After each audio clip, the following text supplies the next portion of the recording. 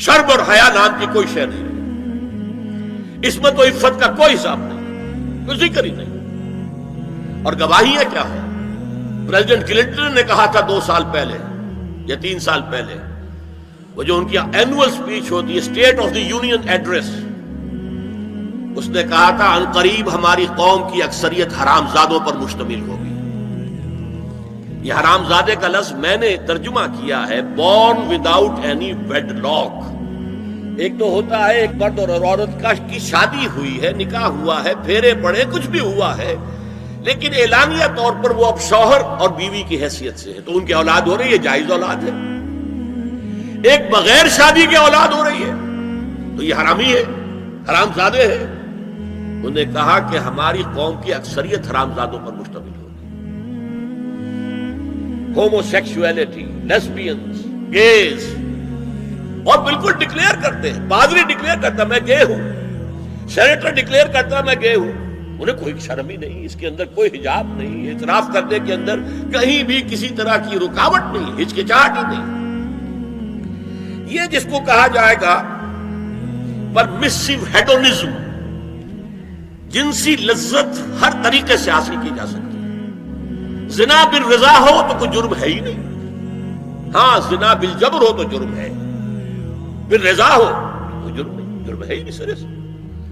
ساری اخلاقی اقدار کو اس طریقے سے انہوں نے ملیا میٹ کر دیا ہے۔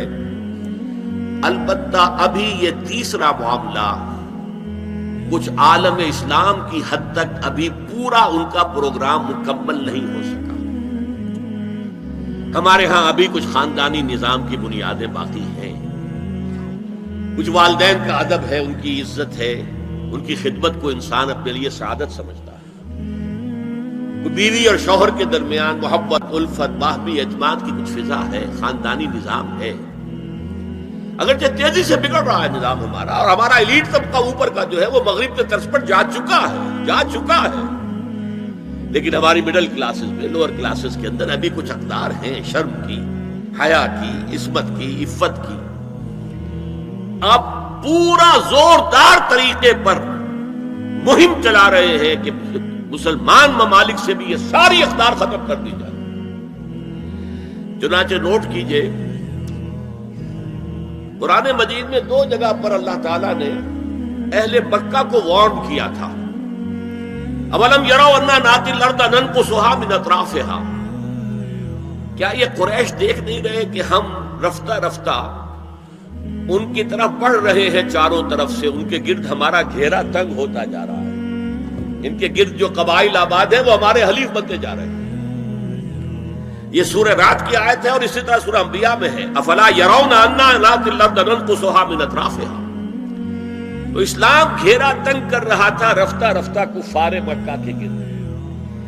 آج یہ برعکس ہے کہ یہ مغرب اور امریکہ کی عظیم قوت کو استعمال کرتے ہوئے، سول سپریم پاور آن ارتھ، آج یہ ہمارے گرد گھیرا تنگ کرتے چلے آ رہے ہیں کہ ہمارا معاشرتی نظام بھی تلپٹ ہو جائے، درہم برہم ہو جائے، ہماری اقدار بھی ختم ہو جائیں، ہمارے ہاں بھی عورت اور مرد بالکل برابر ہونے کے مدعی ہو کر میدان میں آ جائیں، عورت مرد بن جائے، مرد عورت بن جائے، مردوں کی شادیاں ہو جائیں کہ ایک مرد شوہر اور ایک مرد بیوی، اور رجسٹر ہو جائے شادی، لیسبینز کی شادیاں ہو جائیں کہ ایک عورت شوہر، ایک عورت بیوی، اور رجسٹر ہو جائے شادی۔ یہ سارا کام ناتی الارض ننقصها من اطرافها، اس کی مثال کیا ہے کہ پہلے اس پروگرام کے تحت 1994 میں کانفرنس ہوئی قاہرہ میں، عرب ورلڈ کا وہ مرکز ہے،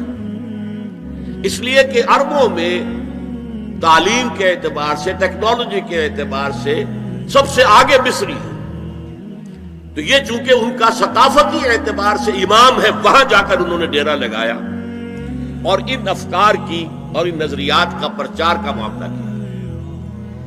دوسری 1 سال کے بعد کانفرنس کر دی بیجنگ میں، تاکہ ادھر سے اور ایک اور طرف سے گھیرا ڈالا جائے اور عالم اسلام کا جو یہ حصہ ہے ایشیا کا، اس کے اوپر اثر انداز ہوا جائے۔ اور اس کے بعد بیجنگ +5 کانفرنس ہوئی ہے اور یہ ہوئی ہے United Nations assembly, United Nations organisation کی جنرل اسمبلی کے تحت، اور یہ ہوئی ہے جون سن 2000۔ اب اس میں جو بھی ایک پرچہ تیار کیا گیا تھا ایجنڈے کے طور پر، اس میں جو سفارشات تھی وہ میں آپ کو بتا رہا ہوں۔ امپیکٹ ایک رسالہ نکلتا ہے لندن سے، اس سے میں نے یہ چیزیں لی تھی، اور انگریزی ہی میں ہم نے ایک دفعہ بڑی تعداد میں اس کو شائع کر کے تقسیم بھی کیا تھا، لیکن اس میں صرف آپ کو یہ بتا رہا ہوں کیا فیصلے تھے، کیا کرنا ہے۔ نام اس کا کیا تھا کانفرنس کا؟ Women 2000 gender equality development and peace for the 21st century. Preparatory document میں نمبر 1 ہومو سیکسولیٹی کو نارمل سیکسول اورینٹیشن قرار دیا جائے، کوئی جرم نہیں ہے۔ مرد مرد سے شہوت رانی کرے، عمل قوم لوط، یہ کوئی جرم نہیں، کوئی حرام نہیں، کوئی بری شے نہیں، نارمل اورینٹیشن ہے، یہ مزاج ہے۔ ایک شخص جو ہے عورت سے اپنی خواہش پوری کرنا چاہتا ہے، ایک مرد سے کرنا چاہتا ہے، تمہیں کیا اعتراض ہے؟ ہومو سیکسول میرجز کو تسلیم کیا جائے، جو اب تسلیم ہو رہا ہے۔ یورپ کی کئی ریاستوں میں رجسٹریشن شروع ہو چکی ہے، امریکہ کی، یورپ میں تو پہلے سے ہے، اسکینڈینیوین ملکوں میں پہلے سے موجود ہے۔ نمبر 3، عورتیں گھر کا کام کاج کرنے سے انکار کر دیں یا اس پر ویج طلب کریں، مزدوری دو ہمیں، محنت دو تب ہم کام کریں۔ یہ چولہا جھونکنا، یہ روٹی پکانا، برتن دھونا، یہ اس کے لیے ہمیں اجرت چاہیے، لیبر۔ نمبر 4، عورتیں حمل اور وضع حمل کی جو تکلیف برداشت کریں اس پر بھی شوہر سے اجرت لیں۔ نمبر 5، اگر کسی وقت کسی عورت کی طبیعت آمادہ نہ ہو ہم بستری کے لیے اور شوہر مجبور کرے تو اسے میریٹل ریپ قرار دیا جائے، یہ زنا بالجبر ہوگا جس کی سزا دی گئی۔ شوہر اور بیوی کا معاملہ ہے، وہ بیوی کی طبیعت کسی وجہ سے آمادہ نہیں ہے اور شوہر انسسٹ کر رہا ہے تو یہ میریٹل ریپ، شادی شدہ ریپ، شادی شدہ لوگوں کے مابین زنا بالجبر شمار ہوگا۔ نمبر 6، پروسٹیٹیوشن کو ایک باعزت پیشہ مانا جائے اور ان کو پروسٹیٹیوٹس نہ کہا جائے بلکہ سیکس ورکرز، سیکسول ورکرز۔ جیسے مرد ہے وہ اپنی جسمانی قوت استعمال کر رہا ہے، وہ چلا رہا ہے، کسی چلا رہا ہے، یا وہ کہیں اینٹیں ڈھو رہا ہے، یا کوئی اور دماغی صحت اپنے استعمال کر رہا ہے، ڈاکٹر بیٹھا ہے اس نے لکھ رہا ہے، فیس لے رہا ہے، عورت بھی اپنے جسم کے ایک عضو کو استعمال کر رہی ہے تو وہ سیکسول ورکر ہے اور وہ پیشہ ہے اور وہ باعزت ہے، اس پر قتل کوئی قتل نہ ہو۔ 7، وراثت اور طلاق میں بالکل برابری، کوئی فرق نہیں۔ اب یہ خاص چیز تو معلوم ہوتا ہے کہ اسلام ہی کو ہدف بنا کر انہوں نے ایجنڈے میں شامل کیا۔ اس کا نام ہے سوشل انجینئرنگ، معاشرتی تعمیر نو۔ پرانی تعمیر، وہ جو مولانا روم نے کہا تھا